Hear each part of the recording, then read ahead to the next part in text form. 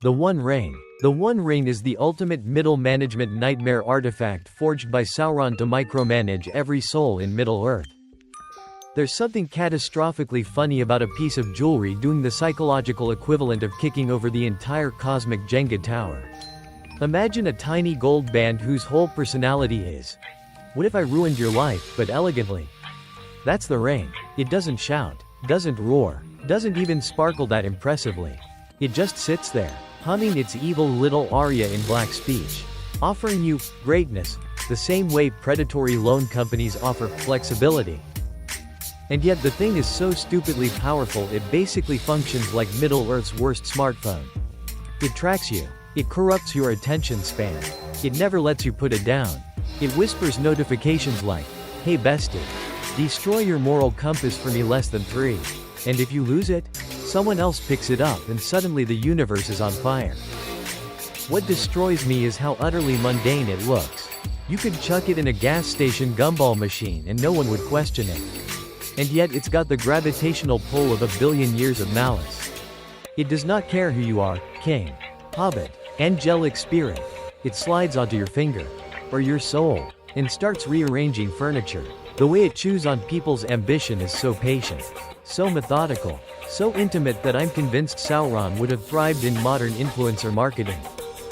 But the real horror, the quiet, sleepless night kind, is how the ring doesn't corrupt you by changing who you are. It corrupts you by making you more of who you already were. If you're brave, it makes you reckless. If you're clever, it makes you paranoid. If you're noble, it makes you tyrannical. That's the trick. That's the anesthetic. No one wakes up and thinks, "Gee, I hope a supernatural consciousness turns me into a sweaty power-hoarding cryptid by Thursday." They think, "I'm doing what I must." It's the ultimate mirror. One forged by a guy who hates everyone and understands them perfectly. And maybe that's why the ring terrifies me more than any dragon or demon, because it doesn't roar. Doesn't chase you. Doesn't lunge. It just waits. It lets you walk toward it. Sauron.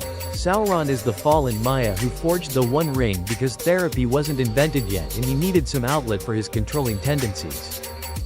I swear, every time I revisit Sauron's lore, I get this overwhelming urge to sit him down and ask, "Sweetheart, what happened in your childhood?" Because this guy went from celestial intern in the divine glow of the Ainur to, "I will industrialize evil and dominate the metaphysical supply chain." The career pivot is insane. It's giving, quit law school to start a cult. But on a planetary scale. What people forget, because the flaming eyeball aesthetic is so memeable, is that Sauron used to be beautiful. Like, unfairly beautiful. Peak elf boy band energy but with cosmic credentials. And he was brilliant, too. Obsessed with order, harmony, efficiency. The kind of guy who alphabetizes his trauma. You know the type. Color codes his spreadsheets. Salivates at the concept of systems. Imagine him discovering barcodes. He'd faint. But then Melkor strolls in. Basically the universe's first chaotic influencer. And suddenly Sauron goes full, gifted kid burnout from heaven. He doesn't want to destroy the world. No, that's tacky. He wants to optimize it. He wants a Middle-earth workflow with him at the center like the world's angriest project manager. The ring? That's his company-issued badge of authority. Except instead of HR oversight, it contains 90% of his malicious personality and a terrifying amount of admin privileges. And when the ring gets chopped off, suddenly our guy becomes a floating fireball. Which is the spiritual equivalent of losing access to your Google account and becoming an angry ghost haunting customer support. The Eye of Sauron isn't even a form, it's a vibe. A hateful, sleepless laser pointer scanning the landscape like a paranoid Roomba. But the part that hits me right in the psychological kneecaps is this. Sauron wasn't motivated by chaos. He was motivated by fear. Fear that without control, everything collapses.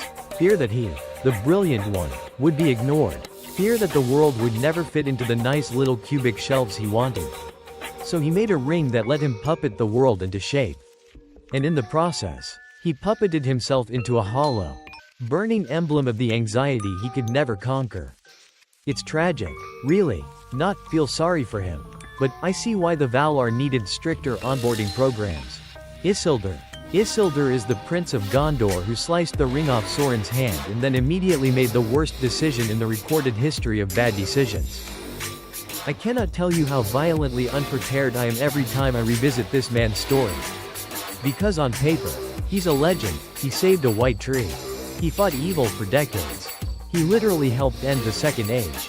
And then he turns around and delivers the spiritual equivalent of, "Actually, I'll keep the apocalyptic soul-sucking artifact as a souvenir." Sir. Picture the scene. Mount Doom is right there. The volcano is practically singing. "Throw the cursed jewelry in me. Daddy." Elrond is begging, pleading, looking at Isildur like a tired mom in a Target parking lot. And Isildur, this absolute monarchic menace? He just goes, "Nah, I think I'll treasure it eternally." That's not even hubris. That's Olympic tier self-confidence mixed with the emotional clarity of a concussion. But here's the sinister thing nobody wants to admit. The ring didn't even have to try that hard.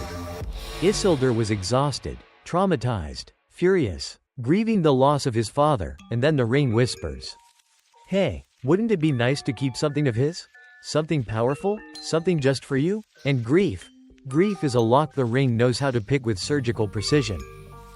The moment he says he'll keep it, as Wergid for my father and my brother, I swear every red flag in the universe unfurls like parade banners. That's not a noble claim. That's a man bargaining with his pain. Trying to justify holding a live grenade because it reminds him of someone he loved. And the ring loves people like that. It wants you cracked open. It wants the weak spots. It wants your private justifications whispered at 2 a.m. And poor Isildur, he never stood a chance. He walks away from the one opportunity to end millennia of suffering.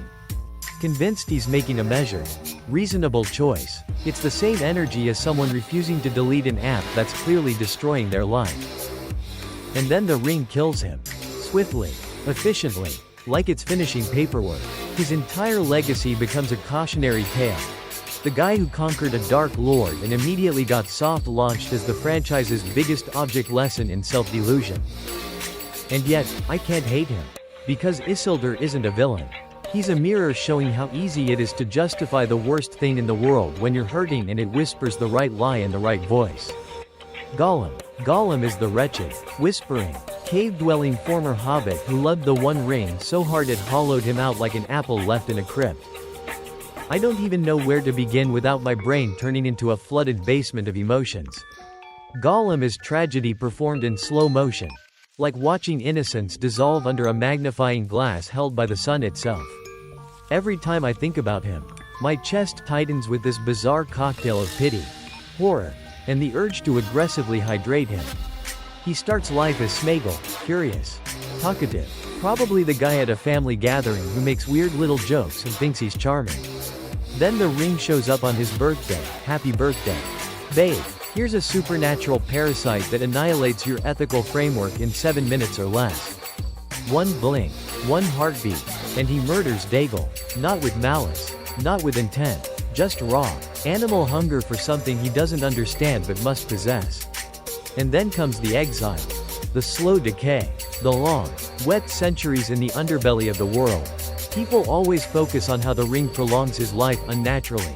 But no one talks about the psychological tax of living that long. Alone, in the dark. He wasn't just preserved physically, he was marinated in obsession. Aged like cursed wine, shaped by the ring's will until his entire vocabulary shrank down to muttered bargains and frantic contradictions. What destroys me is the duality, the constant wrestling match between Sméagol and Gollum. Like his mind is a house with no doors where two roommates hate each other but can never move out. You can hear him arguing with himself, soothing himself, threatening himself. The ring didn't just take his name. It took the boundary between me and not me. And then, somehow, Frodo cracks open a sliver of hope in him, a pathetic, trembling light that makes you wonder what might have happened if someone, anyone, had shown him kindness centuries earlier. His loyalty shifts, reshapes, becomes desperate and childlike. He wants to be good. But the ring never lets him be. It tugged on every fraying thread of his identity until all that remained was instinct and hunger. And when he finally bites off Frodo's finger in Mount Doom, dancing like a cracked-out ballerina with the ring he loves more than breath, it's horrifying. Yes, but also heartbreakingly inevitable. He's not celebrating victory. He's celebrating the return of the only companion he's had for 500 years. And the universe rewards him by killing him in the most poetic way imaginable. Letting him die with the thing he lived for. Gollum isn't a monster. He's a warning. This is what the ring does when it doesn't bother hiding its cruelty. Bilbo Baggins. Bilbo Baggins is the unexpectedly chaotic hobbit who found the One Ring. Shrugged, pocketed it, and proceeded to live his best semi-corrupted cottagecore life for decades. There's something unhinged about how normal Bilbo stays while casually harboring Middle-earth's most toxic relationship object. Like everyone else who touches this ring ends up screaming, melting, committing crimes, or becoming a cryptid. Bilbo? He writes poems. He hosts dinner parties. He perfects second breakfast. It's like someone handed him a live grenade and he used it as a paperweight for his memoir drafts. But don't let the coziness fool you. Bilbo's whole story is a quiet psychological horror wearing a waistcoat. The first sign something's wrong is how oddly easy it is for him to solve riddles, escape monsters, talk his way through crises. People attribute it to hobbit luck. But no, that's the ring slipping him little nudges. Not enough to shatter him. Just enough to make him feel clever. Special. A touch more significant than the mild-mannered bachelor he believed himself to be. That's the danger. The ring loves subtlety when it finds a soft heart like Bilbo's. And then there's the longevity. Hobbits live long, sure, but Bilbo's pushing 111 with more energy than half of us have on a day with proper nutrition and sleep. He ages like the world's cutest lich. Middle-earth looks at him and goes, "Ah yes, that's normal," while Gandalf stands in the corner mentally screaming into a celestial pillow. Because wizards know. Wizards always know. But the moment that haunts me, is the scene in Rivendell when Bilbo sees the ring around Frodo's neck and lunges for it. That microsecond where his face twists into something skeletal. Starved. Feral. That's what the ring really did to him. It's like peeling back the wallpaper of a cozy hobbit hole and discovering the walls are made of teeth. The ring didn't break Bilbo. It waited. It let him marinate in longing. Letting his innocence shield him from realizing how badly he missed something that was poisoning him the whole time. And yet, Bilbo resisted longer than almost anyone. He let it go. Not gracefully. Nothing about the ring is graceful, but by choice. Do you know how insane that is? People far stronger, wiser, more magically gifted than him collapsed under its influence. Bilbo white-knuckled his way out of addiction with pure hobbit stubbornness and a pinch of divine plot armor. He's the closest thing the narrative has to a success story. And even that ending is tinged with pain, leaving Middle-earth carrying the ache of a presence ripped out of him like a phantom limb. It's beautiful and sad and uncomfortable in all the right ways. Bilbo isn't the ring's greatest victim. He's its greatest escape. Frodo Baggins. Frodo Baggins is the soft-spoken hobbit who ended up carrying the One Ring across half a continent because fate basically spun a wheel and landed on emotional trauma speedrun protagonist. There's a kind of trembling reverence in the way people talk about Frodo. As if he's this holy figure of pure resilience. But what actually destroys me is how ordinary he is. He's not chosen, not destined, not supernaturally gifted. He was just the only one in the room when the cosmic equivalent of a cursed USB drive needed a volunteer. Frodo's entire arc begins with the universe whispering, "Hey, wanna hold this for me?" And him saying, okay? And then he spends the next 1,000 pages paying the consequences for being polite. Frodo is fascinating because the ring doesn't tempt him with power the way it does everyone else. No visions of kingdoms, no fantasies of control. Instead, it wears him down grain by grain. Like a glacier grinding stone. It attacks his endurance, his compassion, his trust. It isolates him. The ring worms its way into his psyche through exhaustion, slowly erasing his boundaries until he's a ghost with sturdy shoes. And the world expects him to be okay with it. That's the part that makes me want to throw a table. Everyone praises Frodo's strength, his courage, his purity, but no one seems aware of how much he fractures under the weight. He stops sleeping, stops eating, stops being the boy from the Shire. You can feel him slipping. Scene after scene, a candle burning down in a sealed room. And he never complains. He just says, "I will take the ring." Like he's volunteering to water the neighbor's plants. Not haul sentient despair up a mountain. Sam is the lifeline everyone remembers. And yes, Sam is essential. But Frodo isn't passive in that dynamic. He fights every single day for the right to keep breathing. Even when he's numb, even when he's paranoid, even when he's 2 seconds away from handing the ring his birth certificate and saying, "Fine. Adopt me." It's astonishing how thin a line he walks. Torn between unimaginable burden and the brittle hope that this nightmare will mean something. And when he finally reaches the cracks of doom, and he can't give it up, that moment is not a failure. It's the most realistic piece of writing in the entire legendarium. Frodo didn't break. He simply reached the human limit Tolkien always intended. No one could have given up the ring willingly, not after that journey. Frodo's failure is the proof that he was never meant to succeed alone. His whole life afterward becomes a long echo of that truth. You don't walk away from that kind of psychological warfare. You survive it, you limp forward, you breathe around the scar. And eventually you realize the healing you need won't happen in the place where you were wounded. That's why he leaves. Not out of defeat, out of the desperate final flicker of hope that somewhere beyond the sea, his soul might finally unclench. He's not a hero in the classic sense. He's something more fragile and therefore more profound. A person who bore the unbearable and lived long enough to grieve what it cost him. The Nazgûl. The Nazgûl are the 9 ringwraiths, once kings of men. Now spectral debt collectors eternally paying interest to Sauron. Every time I think about the Nazgûl, something cold crawls up my spine. Like my nervous system is sending me a strongly worded email. They're not just monsters. They're warnings with swords. They're the long-term consequences of the One Ring written in shrieking, weaponized misery. They're what happens when the ring finally stops whispering and just consumes you whole, leaving your body behind like an outdated operating system. Imagine being a king, crown on your head, people cheering your name, wine in your cup, and some well-dressed Dark Lord hands you a ring that promises unending life, the way drug commercials whisper about possible side effects. And you, being human, therefore chronically allergic to good decisions. Except, at first everything's great, power, influence, a taste of immortality, and then, slowly, subtly, the colors drain out of your world. Food stops tasting like anything. Your name grows thin, like it's evaporating. Your body becomes optional. And one day you wake up and realize you've become a walking anxiety attack in a cloak. But my favorite, least healthy detail? They're invisible to everyone, except beings who can see them with something beyond mortal sight.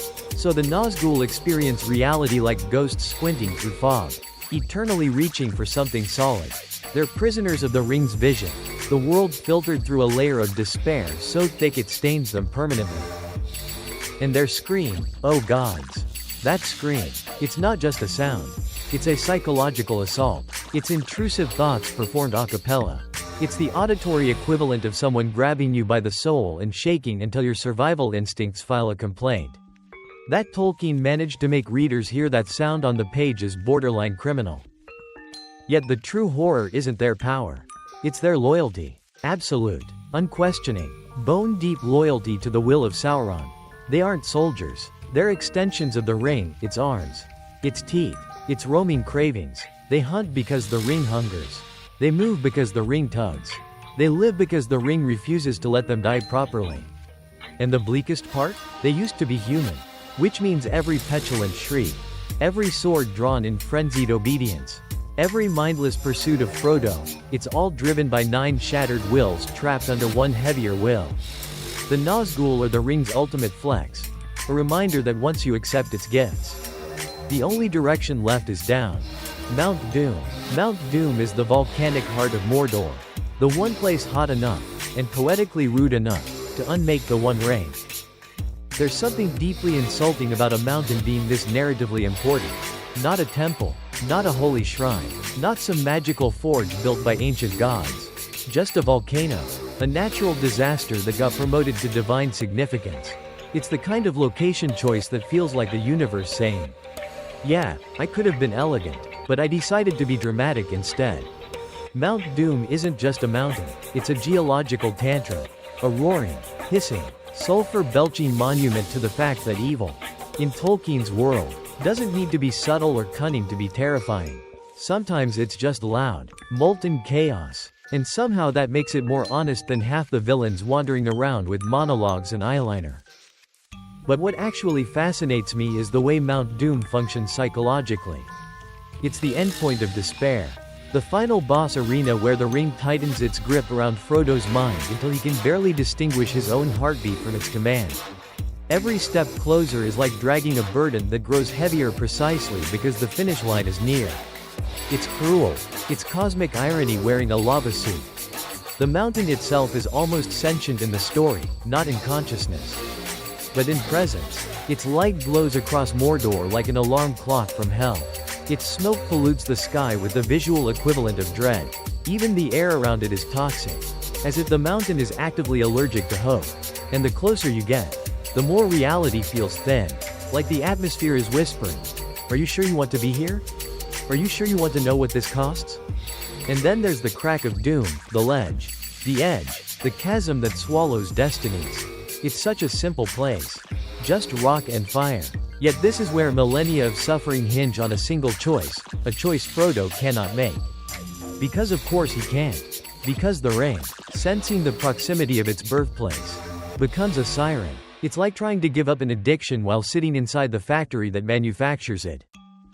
Mount Doom watches all of this, silently, indifferently, monstrously. And when the ring finally returns to its fire, carried by the fall of someone who loved it too much, the mountain erupts like it's been waiting centuries to scream. The destruction isn't wrath, it's release. A pressure valve on a cosmic curse finally breaking open. Mount Doom isn't just the end of the ring. It's the one place in Middle-earth that refuses to let lies survive. Thank you so much for listening and following along with the story. Don't forget to hit like and subscribe to the YouTube channel so you won't miss out on more thrilling and exciting stories coming up. Your support is the greatest motivation for me to keep creating.